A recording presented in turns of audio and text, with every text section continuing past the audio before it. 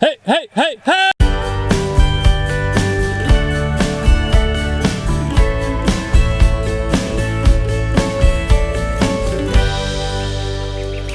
How are they doing? Good. Can I open it? You can open it and look. That's how I can open it. I'm getting bit. All the survivors are surviving. We're working. Alright, I'm gonna close it. We're working. All the living are alive. The rest are gone. We had catastrophic losses in this batch of chicks. The hatchery is gonna give our daughter credit or send her new chicks. She's still trying to figure out kind of what her plan is.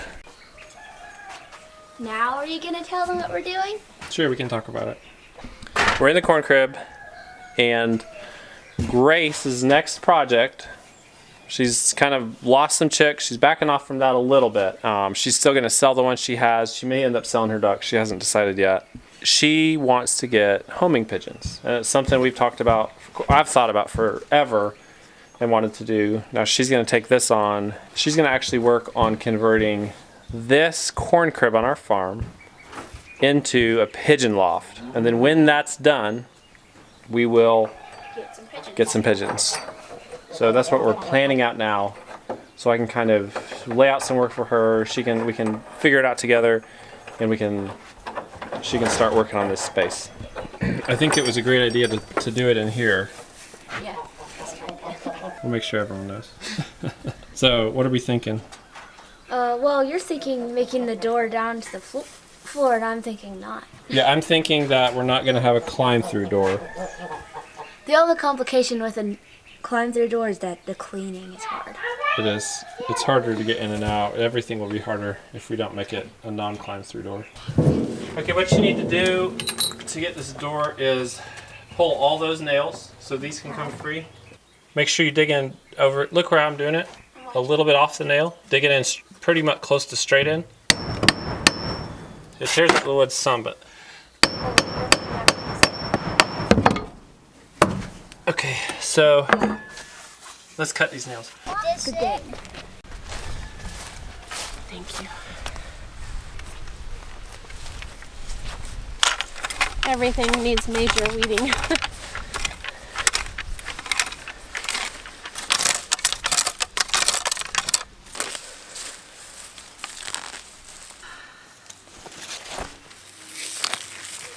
We need you to dig out all this stalk.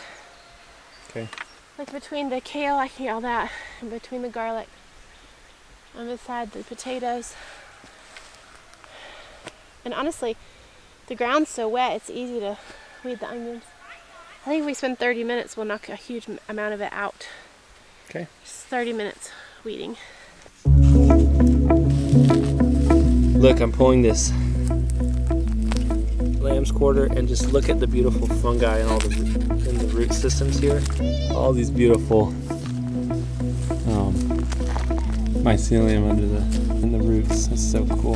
The cool thing about these weeds, they're edible and delicious. So as you weed, you can eat them. Nice. Mm-hmm. Lamb's quarter. And Dad, then we pick out these. Eat the whole top of that plant. So big bite, you'll love it. It's so good. No, but in here.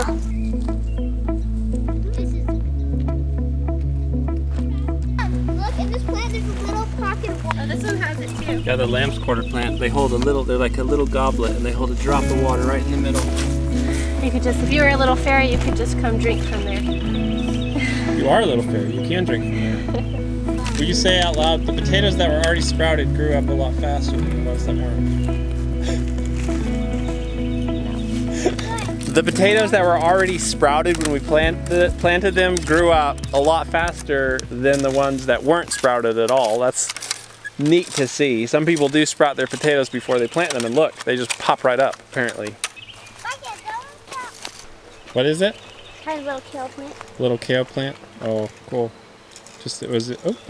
But this is the main life form of these fungi, and it's the mycelium. Guess what? So what do the fungi do for plants? they make a lot of minerals available. Plants are not able to eat rocks, but fungi can eat rocks and make the minerals available to the plants. Guess what the plants do for the fungi in return? The plants die, and they, right here, just like this, and they feed the fungi. So that's the basic partnership. For the first time, this bed is full of mycelium. It's amazing. I've actually noticed it in most of our beds. Not the upper garden. No, all the lower garden beds. No, poor upper garden. Needs some love.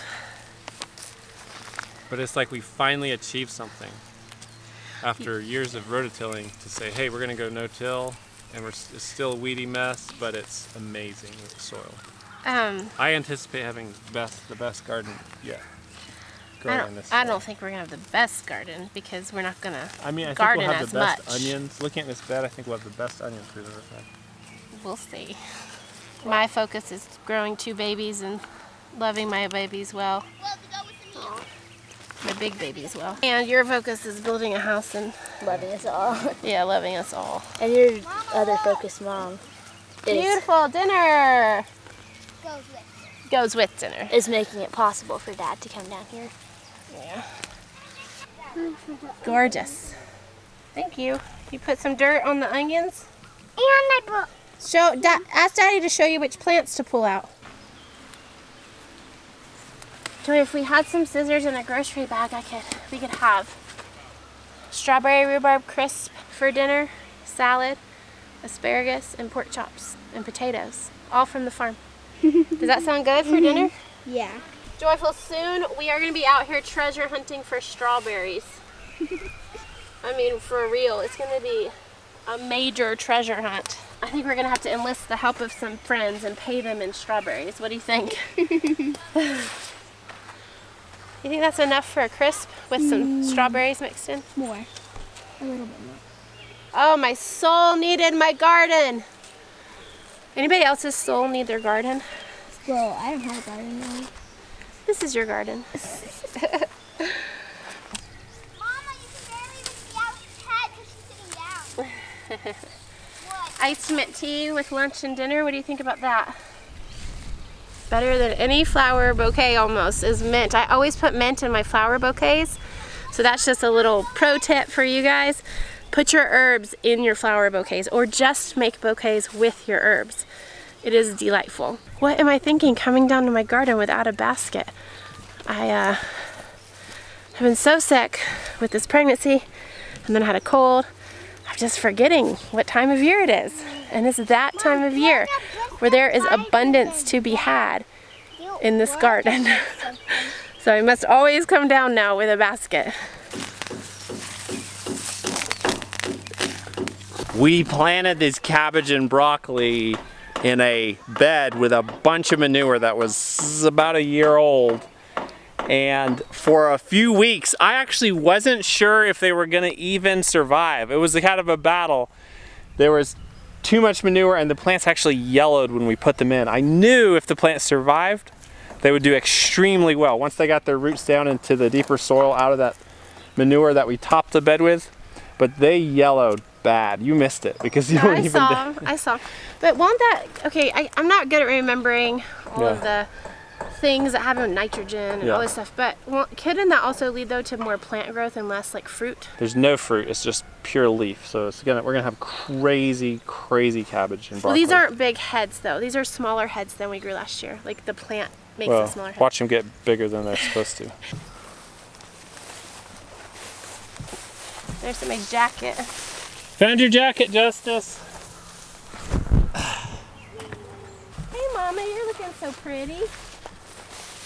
Hey Mama, you're looking so pretty. Ooh, you're gonna look so good when that coat sheds. I love it when her coat sheds and then she looks all slick and healthy. Her poop, she just pooped. It actually looks pretty good for all the grass she's been eating. It was not coming out like water, like green water. It came out like a much thicker toothpastey kind of consistency. You want to show the viewers at home? What you're seeing here is this is post-Thanksgiving respite. Look at the bowl, he's just laying here. every single day for a little while on this grass. They're just like been on hay. They're going crazy. I came out the other day and actually sat on all the cows, including the bull. We could try it again. They were so lazy and full from, and he's not gonna let me, from eating. They just sat there. I sat down on him. I went down and sat on the steer, just sat on him. He didn't even get up. They're just like, ugh, stuffed. Look at that color, that light Jersey color. You know, people do.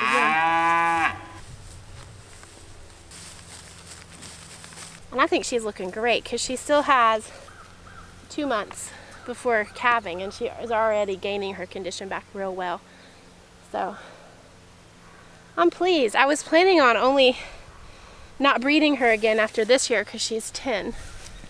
Because I was worried that she wasn't holding condition well enough. But it could be we could rebreed her 1 more year and just not put 2 calves on her. It is. I needed this. It has been cold and rainy and miserable. It has not been warm. So this is balm to my very heart. Look at the wind hitting the grass.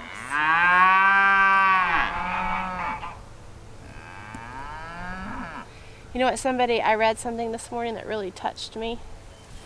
It really inspired me. It was talking about how to find the daily blessings, like how so often we're so focused on our big goals and reaching these big goals that we just forget about the little things every day. And I do that. I feel like for the past forever years of our life, we've been looking for these big goals, you know, buying our farm, establishing our farm, growing our YouTube, you know, financial things, now building our house, birthing these twins, like, is these big, huge things. And I know for me, I get really exhausted always reaching for these big goals. And I think big goals are important. I think they're how you accomplish things in life. But this person was saying, just start like, she wasn't even talking about making little goals. She was talking about each day, just celebrate these little things all day long that happen. Am I making sense? Mm-hmm. She said it better than me. She said it in about 2 sentences. I just said it in a 5-minute monologue. that kind of like soothed my mind. Mm-hmm. Like made me feel rested. Yeah. Hey! Do you love it here? Me too. I want to go home. I want to come home. Look at him. He's thinking about it every I minute. know. He's leaning on it. It's on. It's I didn't on. shock him. It's shocking him. That's why he's not running through it. What are we going to do about Ferdinand? Who would anyone like to buy our bull? He's for sale. We really need to sell him. I want to butcher him. Arthur wants to sell him. Come get him. We'll give you a killer price. Yeah, if you want him, we will give you a deal. He's a really good bull. He has papers. If I can find them, you can have them. If you already emailed us about it last year and you still want him, you'll be at the top of the list. Yeah, I remember somebody did. Daddy! Hey, hey, hey, hey! I don't think it's on. He just got shocked and walked right through it. It's time for him to go to the butcher, though. Yeah, I'd like to do that now. I would go put him in the barn.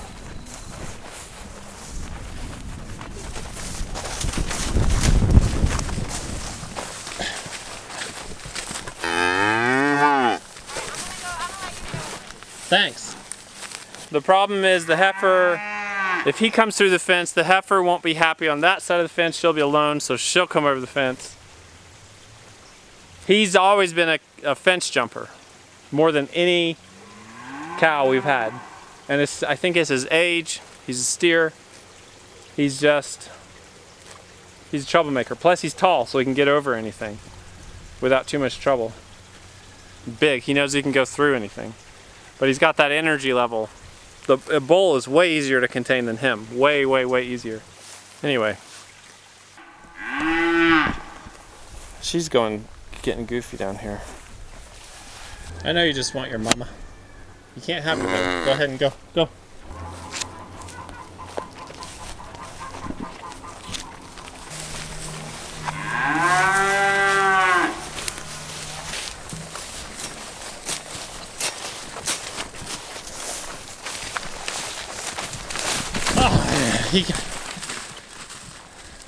The reason this happened just now while you were watching, that he busted out, because they've been fine for 2 days, is because the bull and the cow walked to the back pasture. And that caused, they got out of sight, and that caused the steer to start mooing. He's not been mooing when they're alongside them. He started getting worried and anxious, whatever. So I'm actually going to move the bull and Alice back out to the pasture, and then the steer should be easier to get to cross back. He just wants to be close to him.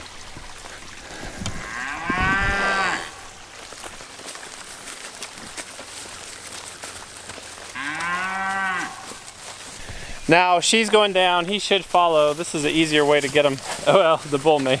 The bull may drive him back, honestly.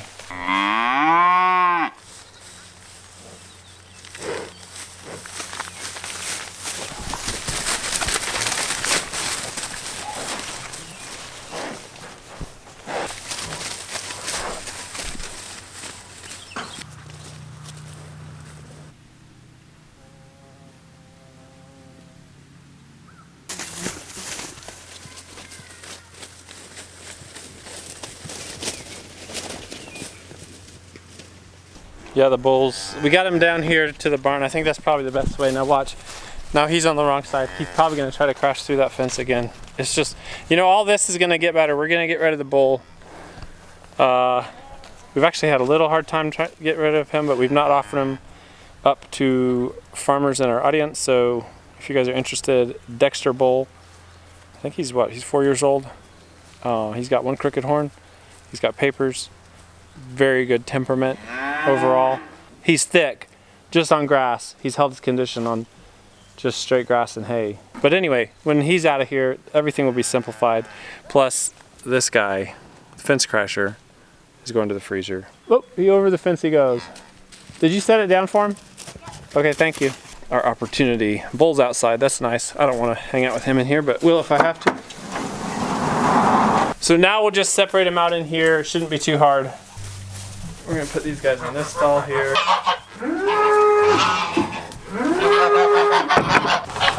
Alright, you can come out, Mama. Now, of course, the bull's going to come check everything out, and then once they clear out, I can let the steer and the heifer out. Okay, back to pigeons for a minute, so I can give Grace some guidance on this. So grab the stalls on a new battery for it. If I've told you once, I've told you 1,000 times. Always have my tools on hand when I come to teach you. No, you've never. My Padawan. Padawan. Well, you've never told me that. I'm cheeking. I'm cheeking you. I'm just cheeking you. And then try to just cut this as straight as you can. If you keep the blade as straight as possible, you'll cut as little wood as well. Okay? So cut all those nails all the way up and down. Use that for the door. We're going to build the door in place and cut it.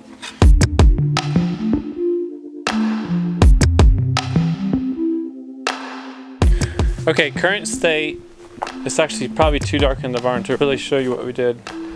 But we got a full height door. Well, not full height, but a walk-through door cut in.